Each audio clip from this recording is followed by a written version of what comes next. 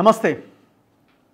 Video start చేసే ముందు ఒక్కసారి సోషల్ మీడియాలో వైరల్ అవుతున్న మందుల సామెల్ ఎమ్మెల్యే తుంగతుర్తి ఆ వీడియో ఒకసారి చూడండి. మేడం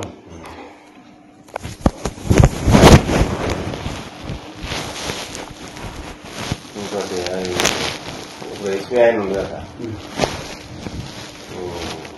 అని ఏదైనా నచ్చకపోతే అందరితో కలిసిపోవాలి అని ఫోన్ చేసి ఫోన్ అంటే కాబట్టి ఆయన కొంచెం నా మర్యాద వాళ్ళకు చూస్తేనేమో మంచిగా నాకు మర్యాద తీసుకోకపోతే అది దేమర్యాదే. అదే మీరు అది ఎవడే సంసారి చెప్పండి, ఎవడు సంసారి చెప్పండి, ఎవడో చుట్టము చెప్పండి. ఎలా దాదాపు కోట్ల రూపాయలు ఖర్చు పెట్టి గెలిచింది. ఇక నా ముందే కట్టుకొని రేపు ఎన్నికల కోసం చెప్పుకుంటాను. నేను బయటకు వెళ్తే రోజు లక్ష రూపాయలు వాళ్ళు ఇంటికి వచ్చేసరికి తీసుకుంటాయి పైసలు. మామూలుగా మీరు డబ్బులు తీసుకుని అది అయితే ఏమైంది అన్యపాడ వినంగా అయితే బండి దూరం ఉంది, బొమ్మ దగ్గర ఉంది, మీరు నడుచుకుని ముందుకు వెళ్తుంది డబ్బులు లేవు టైంకి తీసుకెట్టుకోవాలి. అప్పుడు నేనే ఇచ్చినాక మనోడు 50 వేలకు ఇంత ముందుకే 50,000 కట్టుండేది అప్పుడే తక్కువ చేసినాం లెక్క పెట్టి 5-10 మీ నేను అడిగే నేను పట్టానే గట్టే ఉండేది పరిస్థితి. ఇట్లా ఈ చిల్లర వచ్చి ఈ బక్కది కూడా ఉండేది నాకు గరకది. ఏదైనా పుల్లి కొట్టాలి, పుల్లి కొడితే అది మనకు రేపు వస్తుంది. కానీ ఇవన్నీ మన చిల్లర కలిసి మెటీరియల్సే. నాకు డైలీ ఒక డీజిలే 7,000 రూపాయలు డీజిల్ కాస్తున్నా. నాకు వచ్చే జీతం కూడా నేను లెక్క చూసినా అయిపోయింది. ఎవడు ఉండడు. నేను మొన్న 50,000 కట్ట తీసుకొని పోయినా ఇంటికి వచ్చారు 5,000 లేవు. నా ఆఖరి 2,000 నా జైలు వెళ్తే గడపోయి 2,000 డీజిల్ లేవంటే మా పిఏ దగ్గర నాకు అకౌంట్ ఉన్నాయి సార్ కొట్టుతా కుట్రైతే ఆ రోజు పిఏ అన్న బండి బండి ఉన్నట్టు 5,000 బదులు తర్వాత అంటే ఇచ్చిన తర్వాత నాకు ఇచ్చా పూసేవారు మున్సిపల్ ఆఫీస్ నాకు ఇచ్చారు. ఏదో వెళ్ళకుండా అయినా కట్ట సార్ పొద్దునే వచ్చాయంటే ఏముంటాయని అయిపోయినాయి. అయితే అదే చూసిన ఎస్బీఐ ఆయన ఏ విషయంలో కూడా మాకు సహకరిస్తలేదు సార్. సహకరించకపోతే ఆయనకు మనం కూడా సహకరించగాని తర్వాత సంగతి చూడాలి. కొంచెం మీరు అటు కన్ను పెట్టాలి. ఇంకోటి ఆ బెల్ట్ షాపులు ఉన్నాయి కదా, ఆయన ఏ రేటు ఉన్నాయో ఆ బెల్ట్ షాప్ రేటు అది చూసి జర సిఐ గారు చెప్తే ఇక అది గంట కనిపెడితే మేము అట్లనే కొంచెం సేఫ్ అవుతాం. తప్పకుండా ఏ విషయంలో మాకు సహకరిస్తలేదు. సిండికేట్ అయ్యామంటే చాలే మాకు ఇయ్యాలి అట్లా ఇవ్వాలి. బయట వాళ్ళు తెచ్చిస్తారు అంటే మేము లోకల్ చూసుకోవాలి. నాకు ఇవ్వాలంటే బయట వాళ్ళు చూస్తాం. మనం ఏం చేస్తాం ఏ రకంగా చెప్పినా కానీ మేము కావట్లేదండి. ఇవన్నీ మనకు కొత్త వచ్చినాయి షాపులు అనుభవం లేదు దగ్గర.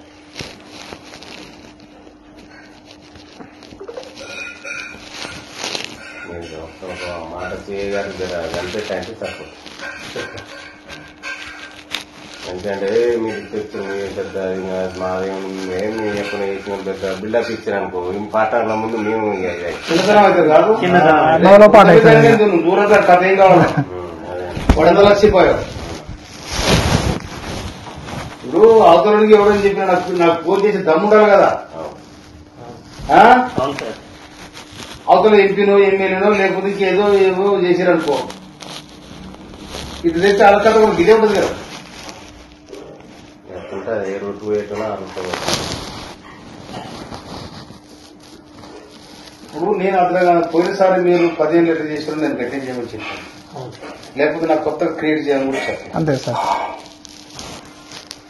కొత్తగా నాకు చేయమని చెప్పలేదు.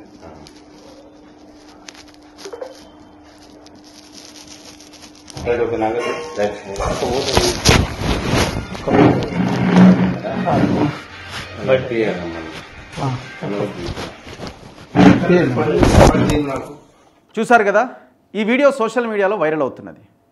కొన్ని ఛానళ్ళు అదే పనిగా ఈ వీడియోని పదే వైరల్ చేస్తున్నాయి. ఇంకా దారుణంగా ఇంకా దుర్మార్గంగా మందుల సామెల్ వ్యతిరేక శక్తులు కొంతమంది లోకల్గా ఉన్నవాళ్ళు ఓరి మందులోడా అని పాట పెట్టి దానికి యాడ్ చేసి ఇంకా చాలా దారుణంగా ట్రోల్ చేసే ప్రయత్నం చేస్తున్నారు. ఇక్కడ తప్పెవరిది? మందుల సామెలు అసలు తప్పే చేయలేదా? ఎవరిని సమర్థిస్తున్నారు, ఎవరిని సమర్థించాలి, ఇది ఒక్కసారి డిస్కస్ చేయాలి. మందుల సామెలు మాట్లాడిన దాంట్లో తప్పుందా లేదా, ఆయన ఆ వీడియోలో కనిపించిన టోటల్ ఎపిసోడ్లో తప్పుందా లేదా అంటే కొంతవరకు తప్పు ఉండొచ్చు, కొంతవరకు తప్పు ఉండొచ్చు. ₹1 బిల్ల అవతల వైపు నుంచి తీసుకున్న అవినీతే కావచ్చు. కానీ ఉన్న పొలిటికల్ సిస్టంలో రాజకీయాల్లో ఏ నాయకుడు కనీసం ఎక్కడా కూడా ₹1 తీసుకోకుండా ₹1 ఇంకొకరి చేయి జాచకుండా వ్యవహారం నడిపిస్తున్నాడో ఒక్కరినే చూపించండి. ఎక్కువ అవసరం లేదు, ఒక్కరినే చూపించండి ఈ దేశంలో. అసలు అవకాశం ఉందా?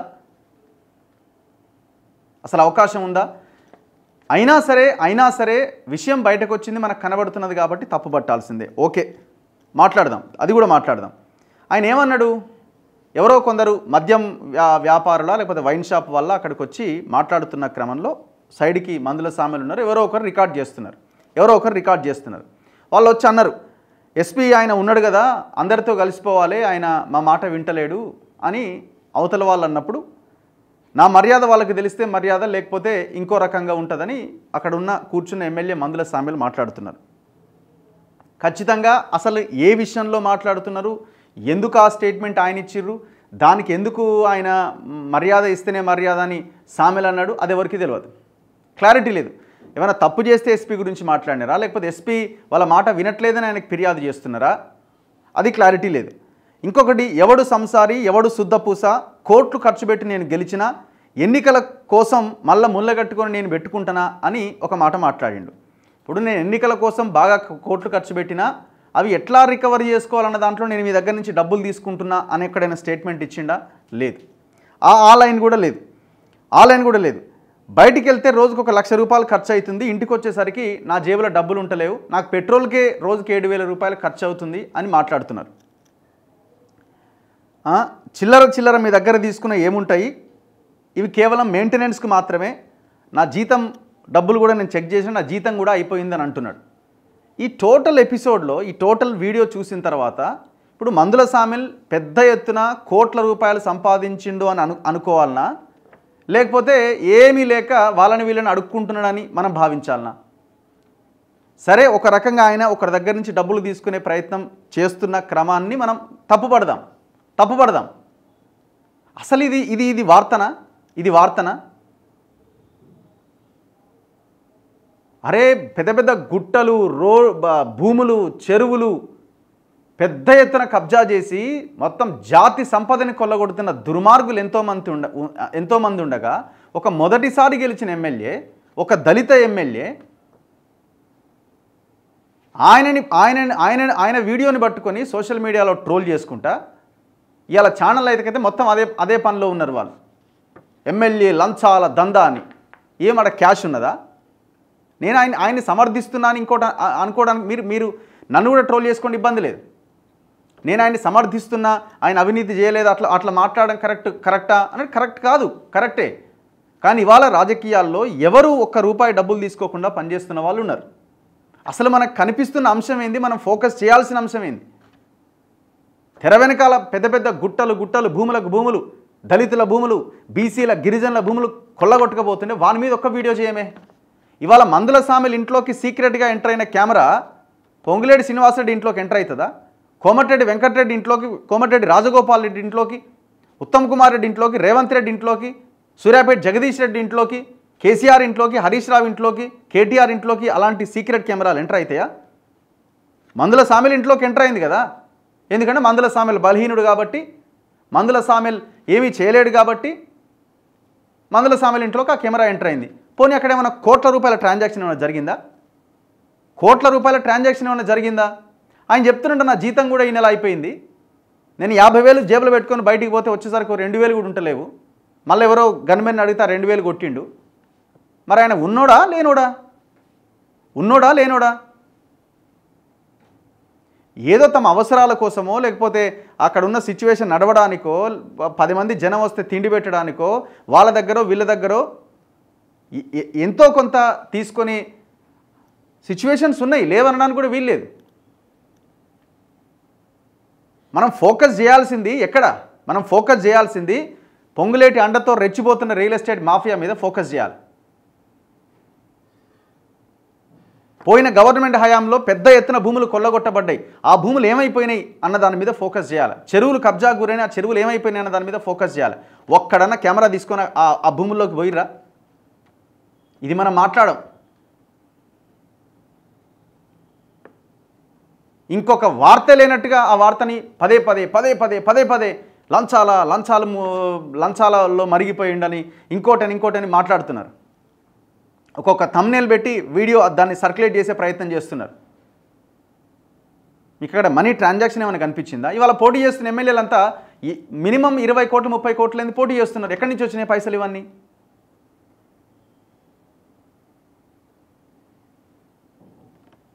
ఇప్పుడు అదే తుంగతుర్తి నియోజకవర్గంలో ఇసుక మాఫియా గురించి నాకు చాలామంది ఫోన్ చేస్తూ ఉంటారు. ఇప్పుడు మందుల సామెల్ లారీలు ఆయనే పెట్టి ఆయనే ఇసుక తోడుతున్నాడా? మొత్తం చుట్టూ నల్గొండ జిల్లాలో ఉన్న లీడర్లంతా కలిసి చేస్తున్న దందా ఇది. ఎవరిని వాటా అనుకున్నది? సిస్టమ్ అట్లా తయారైపోయింది. దొంగ నోట్ల దందాలు చేసిన దొంగలు ఉన్నారు ఆ నియోజకవర్గంలో బయట. మరి వాళ్ళ ఇండ్ల కెమెరాలు పోయినాయా?